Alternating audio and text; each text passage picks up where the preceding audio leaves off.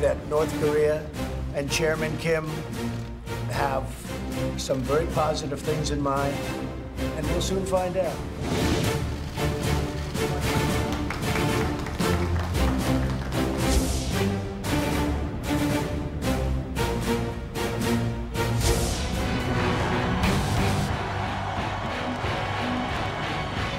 북한의 결처상에 문제가 있다. 이제 와서 절차적인 문제가 있었다는 말씀을 이제 와서 처음으로 하십니까?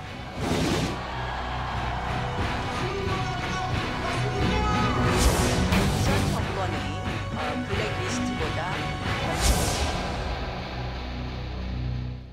네, 북미 간 하노이 담판이 임박했습니다. 북한 김혁철 대표에 이어 미국 비건 대표도 어제 하노이에 도착했습니다.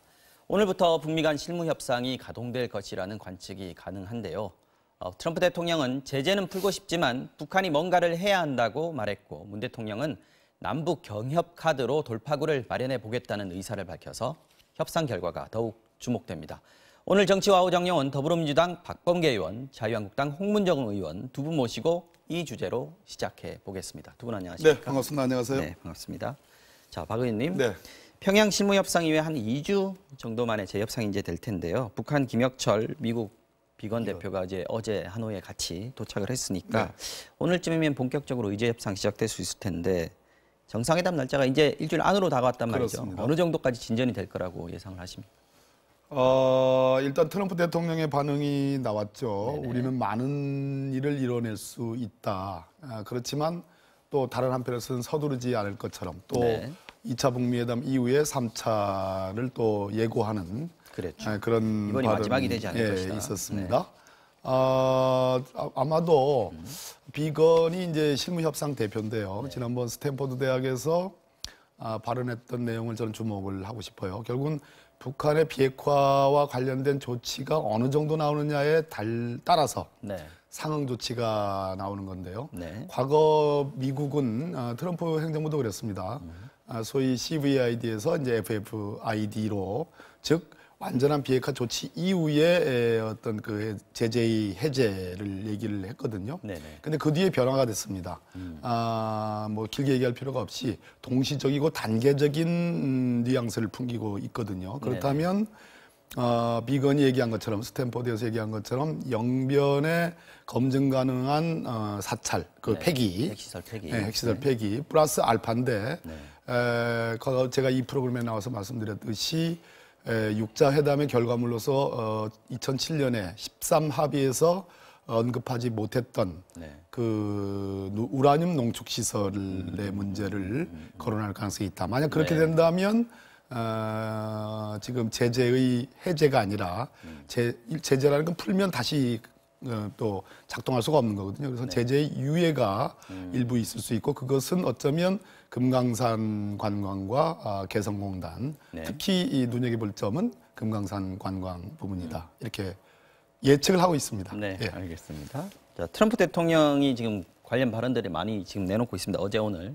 어제 나온 발언들 중에서 나는 제재를 풀고 싶다. 하지만 북한이 의미 있는 뭔가 일을 해야 될 것이다. 이렇게 얘기를 했습니다. 이게 뭐 미국이 그동안 북한에게 바라는 완전한 비핵화, 뭐 먼저 비핵화를 해야 된다. 이 부분을 강조한 것 같기도 한데요. 근데 한편으로는 보면 트럼프 대통령이 자기 입으로 제재 완화를 직접 얘기했다는 거. 이 부분은 좀 의미가 있는 것 같은데 어떻게 보십니까? 그러니까 이제 저희가 제일 걱정하는 것은요. 결국은 북한이 ICBM하고 영변 핵시설 정도를 폐기하는 걸로 하고 그 다음에는 핵을 갖고 있는 나라로서 계속해서 핵 위협을 우리 남한 정부도 마찬가지고 일본도 마찬가지고 핵 위협 속에서 살 수밖에 없는 그런 상태로 갈까 봐 굉장히 걱정을 많이 하는 거죠. 이른바 핵 동결에서 그치는 거 아니냐? 핵 동결에서 그치고 또 영변 핵시설 같은 것은 결국은 나중에 다시 재생 가능하다는 거죠. 지금 그것이 없어진다 그래도 나중에 재생 가능해서 또 핵시설을 우리가 북한이 또 다른 그 핵 도발을 할 수 있는 가능성을 열어놓게 되는 그런 결과를 초래하게 된다는 거죠. 그래서 가장 저희가 지금 뭐 비건 얘기도 있고 저 트럼프 얘기도 있고 뭐 여러 가지 얘기를 많이 합니다만은 이 남북한 이 핵 문제에 관해서 가장 걱정하는 분들이 결국은 미국은 자기들이 얻어낼 것을 얻어냈다. 왜 ICBM이 없으니까 미국을 위협할 수는 없는 거 아니겠습니까? 그러나 결국은 한반도에 있어서 이게 핵 문제는 결국 해결이 안 되는 거고 결국은 북한은 핵을 갖고 있는 나라가 되는 거고 그다음에 주변에 핵으로부터 안전하지 못한 여러 가지 언스테이블한 그런 상황을 만든다는 거거든요. 네. 트럼프 대통령이 계속 그렇게 얘기했지 않습니까? 비핵화를 해야 된다. 완전 검증 가능한 비핵화를 해야 된다. 그렇게 얘기했지만 지금 금방 끝날 것은 아니다. 한두 번 계속해서 만날 것이다. 이 얘기는 뭐냐면 한 번에 뭐가 우리가 원하는 답안지가 없다는 거거든요. 네. 그래서 이것이 저희로서는 가장 큰 걱정거리죠, 사실은. 그게 2차 북미 정상회담에서는 이루어지지 않을 수 있어도 앞으로 계속 이 부분을 얘기하겠다라는 얘기인 것 같기도 하고요. 또 트럼프 대통령 말 중에 북한의 궁극적인 비핵화를 보고 싶고 보게 될 것이다. 이 말도 했거든요. 맞습니다. 그렇다면 2차 정상회담은 말씀하신 대로 많이 나가진 못하더라도 어느 정도 결과를 내놓고 또 시작하겠다. 이런 의미로도 좀 읽히는데요. 물론입니다. 네. 남북 정상 간의 정상회담이 3차례 열렸거든요. 네. 그것이 단절적이고 분절적인 게 아니고 다 기존의 정상회담의 결과를 구체화하는 단계로 발전을 해왔죠. 연속적인 과정이었다. 연속적인 과정이란 말입니다. 네. 마찬가지로 1차 싱가포르에서의 북미 정상회담에서 합의했던 내용, 한반도의 완전한 비핵화, 또 평화체제 구축, 그다음에 북미 관계 개선을 구체적으로 어떤 그 내용을 담는 것이 있을 가능성이 있다.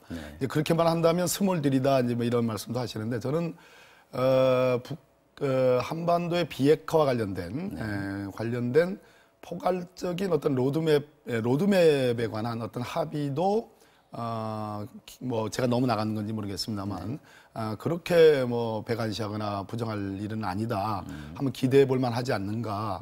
그렇게 된다면은 3차, 4차 북미 정상회담이 예고되는 거고요. 그럼 구체적인 성과는 뭐냐?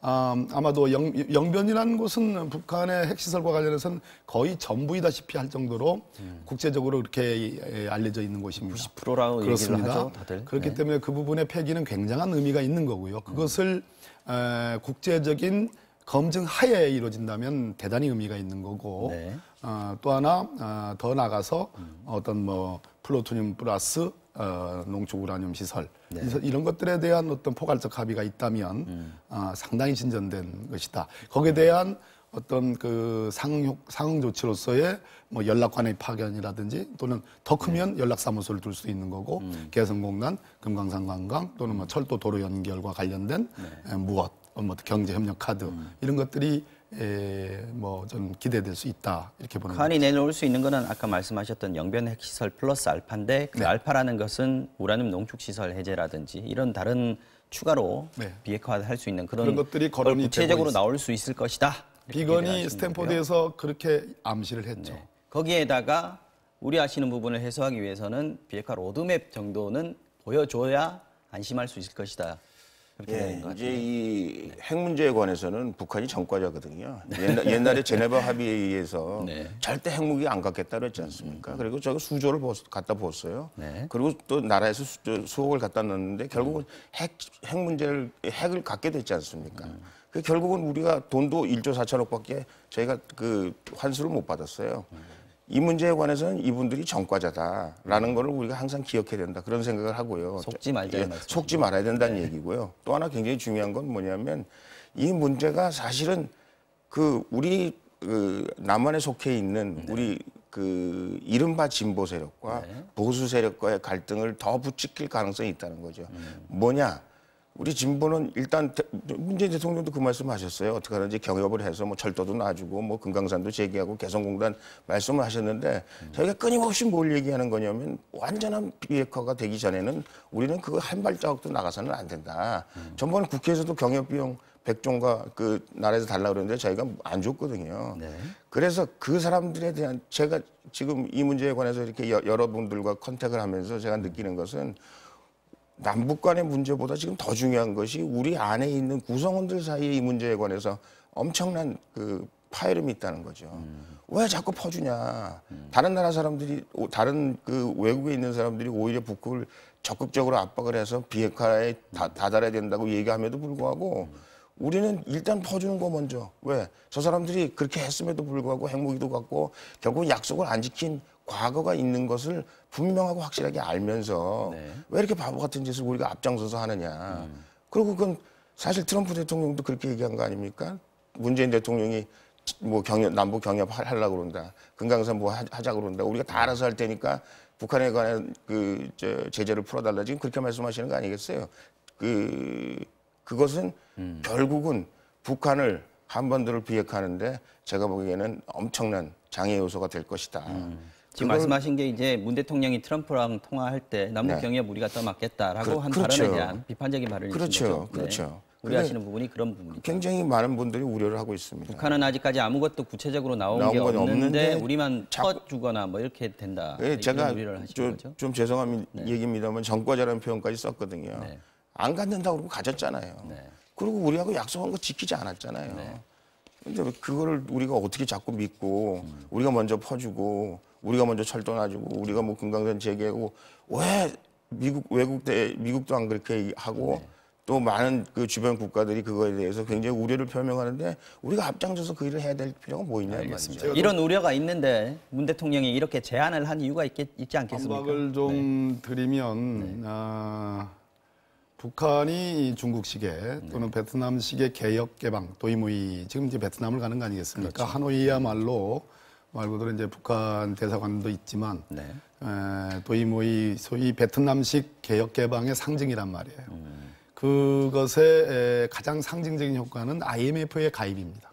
근데 문재인 대통령께서 만약에 평화체제가 구축되고 북한의 시장이 개방되는데 우리가 먼저 도로나 철도와 같은 자본 투자를 하지 않으면 정말 남 좋은 일만 시킬 가능성이 저는 있다는 겁니다. 그래서 적어도 뭐 우려하시는 비핵화의 부분은 분명하게 짚고 넘어가되 상응 조치로서 시장이 열릴 가능성이 있고 일본도 저는 투자할 가능성이 높다고 봅니다. 그런데 우리는 평화체제 구축과 비핵화의 기여는 문재인 대통령과 트럼프 대통령이 했는데 정작 우리 경제에게 새로운 어떤 기회를 줄 그런 투자 부분에 있어서 그것을 다 퍼주기로 이렇게 매도하신다면은 그것은 전체적으로 투자와 경제적인 상응 효과에 대한 그 로드맵을 이해하지 못하는 한반도 비판이다. 평화의 과실을 다른 나라가 오히려 먼저 가져가질 수 있으니까 우리가 선점하기 위해서라도 바로 이런 그런 정도로 측면 때문에 문재인 대통령께서 이번에 북한이 비핵화 조치를 견인하기 위한 상응 조치로서의 한국의 역할 그러면서 김의겸 청와대 대변인이 그것은 무슨 의미냐